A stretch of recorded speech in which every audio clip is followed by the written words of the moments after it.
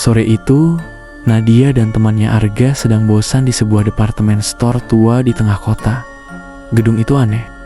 Lantainya hanya 1, 2, ketiga, lalu langsung kelima.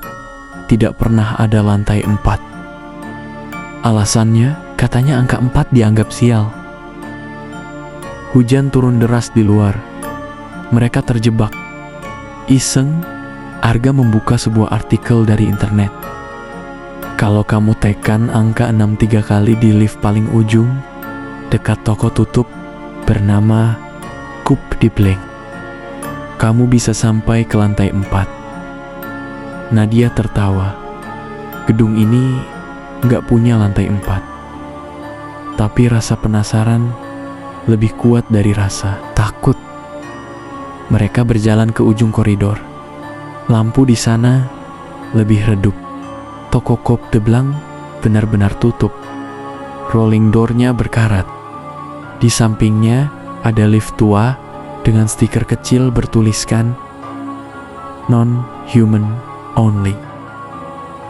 Ini pasti prank, bisik Nadia. Lift itu kosong, hening, terlalu hening. Mereka masuk. Arga membaca instruksi dengan suara pelan.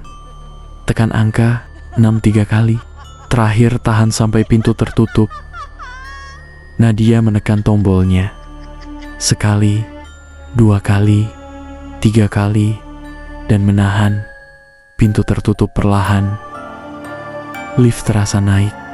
Tapi layar digital tetap menunjukkan angka 1. Lampu tombol angka 6 berkedip pelan. Seperti detak jantung. Nadia mulai merasa pusing. Lift berhenti, tapi pintu tidak terbuka. 1 menit terasa seperti 1 jam. Arga membaca lagi dengan suara gemetar. Kalau pintu terbuka, jangan panik. Jangan berteriak. Pintu terbuka. Bau amis langsung menusuk hidung. Bau seperti daging busuk yang lama terendam air. Di luar bukan lantai mall. Itu lorong panjang. Remang-remang. Dindingnya putih, tapi bernoda kecoklatan seperti bekas tangan yang menyeret sesuatu. Lampu neon di atas mereka berkedip tak beraturan. Di kejauhan, terdengar suara logam diseret di lantai. Nadia menelan ludah. Arga masih membaca artikel itu. Wajahnya pucat. Kalau mencium bau anyir, abaikan saja. Mungkin sedang ada obral besar-besaran, organ dalam manusia.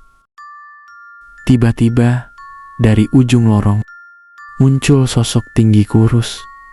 Kulitnya pucat keabu-abuan, tangannya terlalu panjang. Kepalanya miring, seolah tulangnya patah. Matanya kosong. Dan di tangannya sesuatu menetes, darah. Sosok itu bergerak, bukan berjalan, tapi seperti terseret maju dengan suara tulang bergesekan. Nadia spontan menekan tombol 1 berkali-kali. Lift tidak langsung tertutup. Sosok itu kini berlari. Cepat, tidak wajar, saat jaraknya hanya beberapa meter. Pintu menutup. Lift turun dengan hentakan keras. Begitu terbuka kembali, mereka kembali di lantai 1. Mall tampak normal, ramai, tidak ada yang aneh. Arga dan Nadia terdiam. Mereka saling menatap. Lalu Nadia menyadari sesuatu. Tangan Arga sejak tadi menggenggam tangannya. Tapi sentuhannya sekarang dingin. Perlahan Nadia menoleh. Yang berdiri di sampingnya bukan Arga, melainkan sosok tinggi kurus dengan kepala miring, tersenyum tipis. Dan di layar lift, angka yang menyala pelan adalah lantai 4.